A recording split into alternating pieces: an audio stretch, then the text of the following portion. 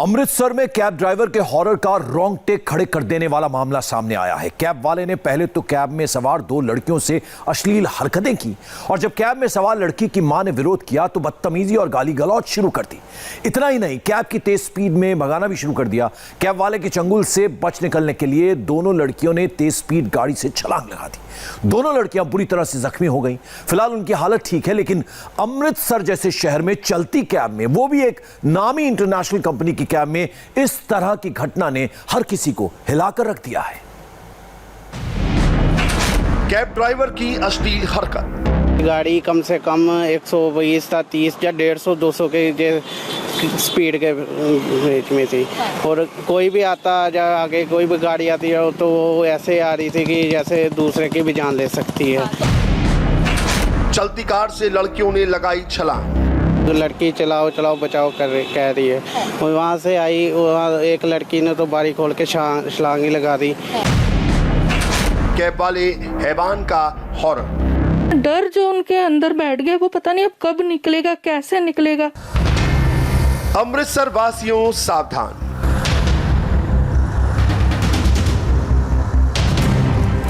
इस चेहरे को गौर से पहचान लीजिए।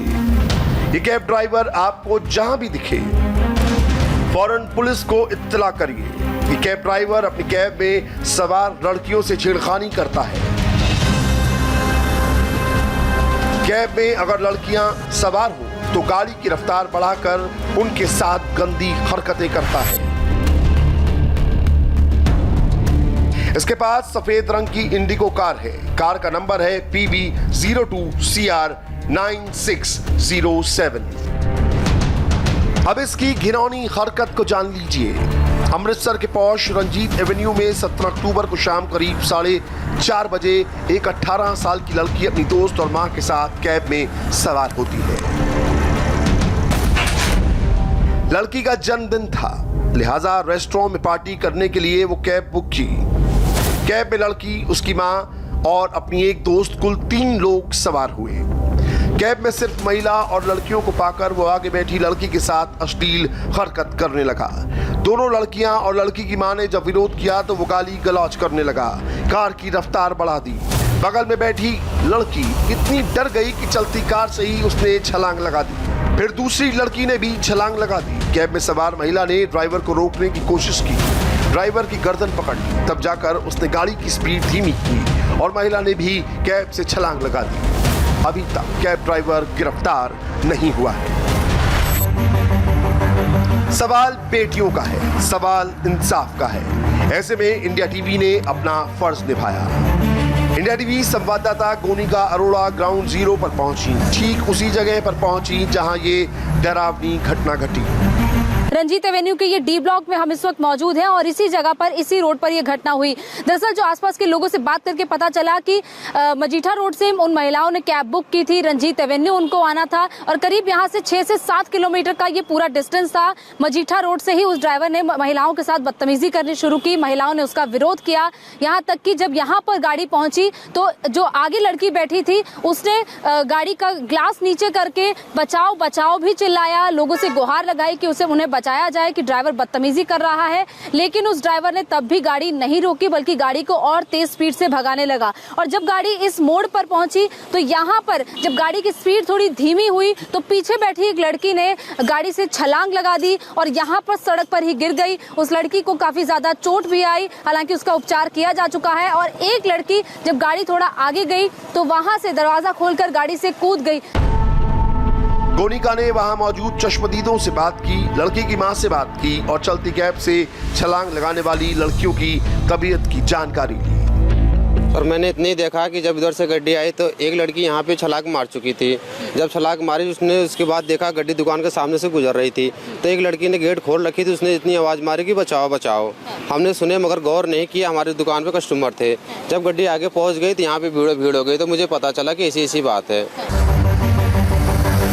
कैब में सवार दोनों लड़कियां जख्मी हैं। उनकी तबीयत स्थिर है लेकिन अभी बात करने की हालत में नहीं है। लिहाजा गोनिका ने एक लड़की की मां जो खुद भी कैब में सवार थी उनसे बात की। मैंने तो उनको ये भी बोला कि जब तक माँ साथ है तब नहीं, पर माँ हर जगह नहीं होती, माँ हर जगह नहीं जा सकती।